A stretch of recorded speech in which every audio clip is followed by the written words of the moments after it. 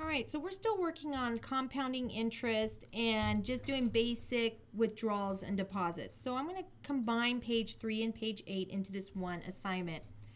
If you just start from page 3, you'll notice that you'll type in the header month interest rate withdrawals is actually on page 8, and deposits. So everybody should be about this far. The only difference is I changed 1 to January, 2 would be February. But some of us are still struggling with a little bit with the formulas. So the interest rate, if you look at page 3, it says that we're paying 3% interest for the entire year, or that's what we're going to earn on our money. So to figure out what we're going to do for each month, we just take the 3%. We know that we do 0.03 is the same thing as if it was 3%, and we divide it by 12 months per year. That will give us our monthly interest rate. Right there, that's 0.25%. Okay? We know that when we withdraw money, we take money out. That's a subtraction. We also know from page 3 that we were given $1,000 to deposit into our account. All right, so we just type that in right now. And then our interest payment, this gets pretty easy. What we're going to do is we got to figure out this interest. So we take our balance and we just multiply it by our monthly interest rate. Now we know we have earned $2.50. That's the interest paid to us by the bank for letting them borrow our money sitting in the bank. Right? We also know that deposits are additions. So when you deposit money into a checking account or a savings account, you're adding money. So withdrawals is subtraction, deposits are adding. So now let's figure out our ending balance. So what we always do is we add first and subtract. There's a little bit of an order of operation. So what we want to do is we want to find our interest first. So we're going to go equals. I'm going to start with the parentheses just because I'm going to add these two together. We want to figure out what our interest is first. And because the bank is so nice, they're going to add our deposits before they subtract any withdrawals. Once again, notice there's no numbers. I did not type in the numbers. I typed in the reference cell so everybody can kind of see where the money's coming. So if we were to change anything, such as $1,000 to $3,000, our formula now would change. Interest changed and our ending balance changed. Okay. So according to our sample, we have $1,000. So that's January. Let's look at page 8. It also says in January that we deposited half of our paycheck. Okay. So we made a deposit of $320. Okay. So we put $320 in. Now we need to figure out what we owe. So it's just kind of nice if we take our interest, we're just going to pull it down a little ways because then we have February, March, April. All right. There's nothing in withdrawals there's no formula or anything. We're going to take our balance, and our balance is pretty much equals the ending balance from the prior entry. So we just go up one row and we go over to our ending balance. Okay, that will give us our ending balance. So we took our $1,000 plus our interest. Now it's going to be the beginning balance for the next entry.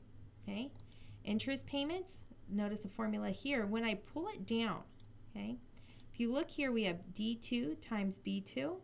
Now, see how it changed the rows because we pulled it down? So now it's correct. We're going to take D3, this cell here, times B3. This didn't change because there's no formula. We hand type that in, right? And there's nothing to pull down on deposits because it depends on when we do it every month. And then our ending balance, simply we just pull this down, okay? So now, if we look, we added a deposit of $300.20 plus our interest. Now we're up to $1,325 and a penny. Okay? So let's keep reading. So now we have February. Okay? In February, we have a beginning balance. Boom, should be the same.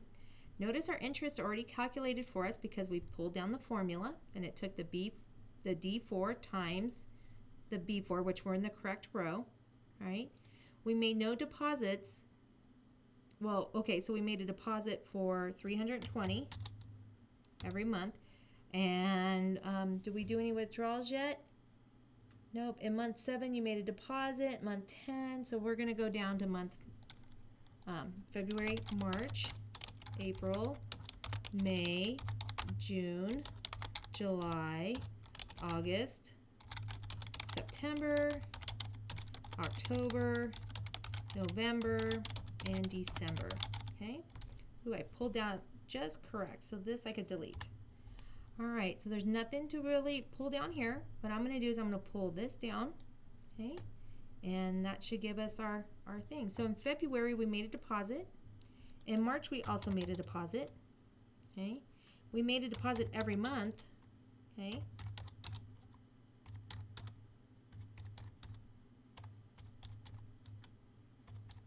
All right, so I'm just going to go through and make sure I get all that in there.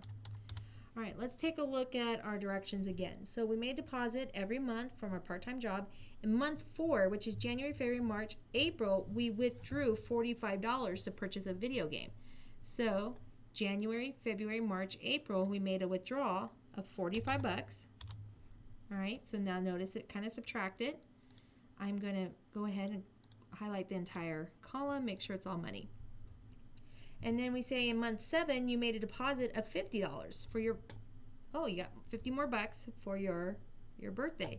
So that was in month 7. 1, 2, 3, 4, 5, 6, 7, July.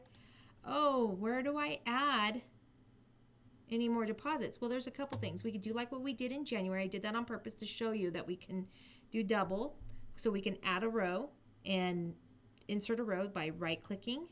We could do insert a row, add July, okay, and we can pull this down, pull this down, we can pull this down, pull this down, because we want to re-grab the new formulas, and we made a deposit, where's July? In July, so this time it was a deposit for my birthday. Instead of $1,000, Grandpa gave us 50 bucks, and it all changed, okay? Or let me undo everything. Okay. We could go here. We could do 320 plus our 50 bucks. Oh, what did I do? I did not put the equal sign in there. Bad, Miss Williams. Okay.